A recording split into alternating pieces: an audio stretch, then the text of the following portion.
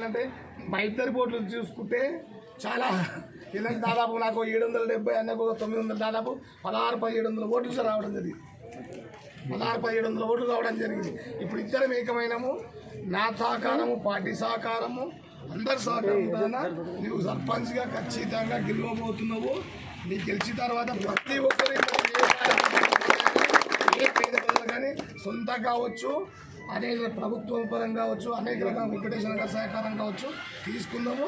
ప్రతి ఒక్కరికి న్యాయం చేసే విధంగా మనం అందరం కలిసి చేయడమన్నా మనస్ఫూర్తిగా చెప్తున్నాను. ఈ పార్టీకి పోతే కొత్త పాత లేదండి. ఇప్పుడు ఎవరు ఉన్నా కానీ అందరం కలుపుకొని పోదాం.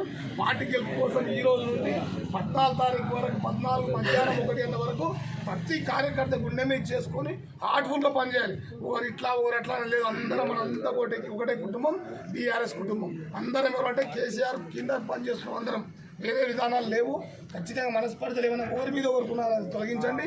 గెలుపు కోసం ప్రతి ఒక్కరు కష్టపడాలి. ఈ రోజు నుండి 14 తారీఖు ఆదివారము 1 గంటల వరకు మనం ప్రతి ఓటర్ను తీసుకొచ్చి వేయించే బాధ్యత ఉంది.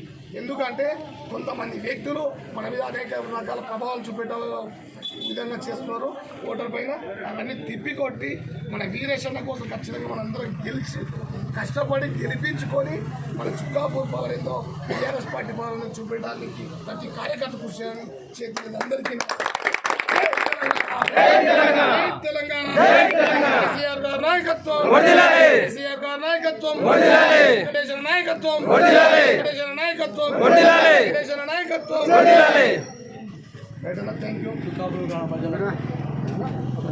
గ్రామ పంచాయతీ ప్రజలకు తెలియజేసినగా నేను గత 35 సంవత్సరాల నుంచి రాజకీయాల్లో ఉన్నాను. 1989లో రామారావు ఇక్కడ లివాడప్ప నుంచి స్టార్ట్ అయ్యింది నా రాజకీయ జీవితం. 95లో ఎంపీటీసీగా లివాడ 72 ఓట్లతో ఓడిపోయినా. ఏదో కొన్ని కారణాల వల్ల కొన్ని కేసులు మోపబడి నేను లోపల ఉన్నా కానీ మా మిత్రుడు వెంకటేష్ వాళ్ళు వచ్చి ఇక్కడ ప్రచారం చేస్తే 72 ఓట్లతో ఓడిపోయాను నేను. తర్వాత మళ్ళీ 2001లో కూడా సర్పంచ్ పోటీ చేసిన. అప్పుడు కూడా సేమ్ అదే జరిగింది, రిపీట్ అదే జరిగింది. అప్పుడు కూడా 73 ఓట్లు. తర్వాత 2013లో సర్పంచ్ శ్రీనివారెడ్డి మీద సర్పంచ్ చేసినాం. 2013లో మళ్ళీ ఎంపీటీసీ వచ్చింది, ఎంపీటీ చేసినాం. 14 4 సార్లు ఓడిపోయినా కానీ నేను ప్రజలకు అందుబాటులోనే ఉన్నా. నాకు వేసినా ఏకున్నా చేసినా చేయకున్నా అందరికీ అందుబాటులో ఉన్నా.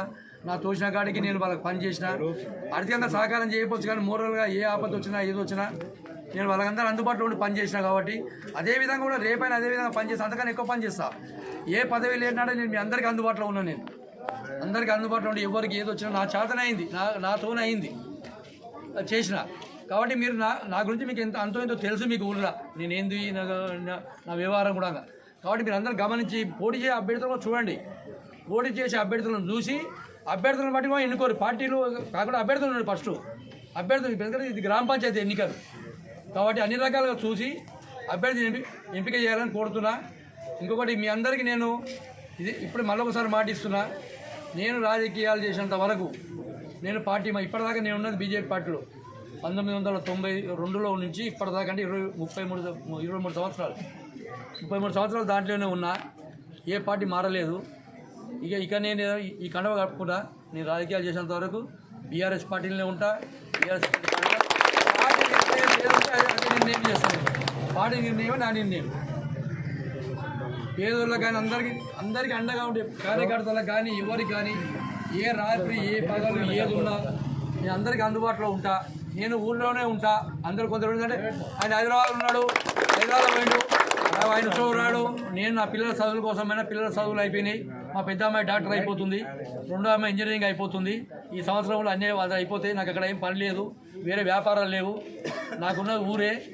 నేను మీకు అందరికీ అందుబాటులో 5 సంవత్సరాలు ఈ నా పదవి ఉన్నంతకాలం మీకు ఎనీ టైం అందుబాటులో ఉంటే ఊళ్ళోనే ఉంటాను. నేను పోను. నేను పనుంటే పోయినా మళ్ళీ వచ్చినా ఊళ్ళోనే ఉంటాను. నేను ఎనీ టైం మీకు ఏ టైం అందుబాటులో ఉంటాయి. ఇవన్నీ వాళ్ళు చెప్పే ప్రచారాలు నమ్మకండి. మీరు నా గురించి తెలిసిన వాళ్ళు మాత్రం మీరు అంటే ఇప్పుడున్న కొత్త దేశం కొంచెం తెలియదు నా గురించి. అదిగో మీరు మోటివేషన్ చేసి మీరు చేయండి. మీకు అందరికీ అందుబాటులో ఉండి మీరు నాకు అందుబాటులో ఉండి 4 సార్లు ఓడిపోయినా ఈ ఒక్కసారి నన్ను గెలిపారని చెప్పి మీ అందరూ నేను చేతిలో మొక్కుతున్నా. అందరూ కానీ చూడండి, డబ్బుకు దానికి లొంగకుండా చూడండి. నిజాయితీ ఓటు వేయండి. నాతో పని తీసుకోండి. నేను పని చేస్తాను మీ అందరికీ.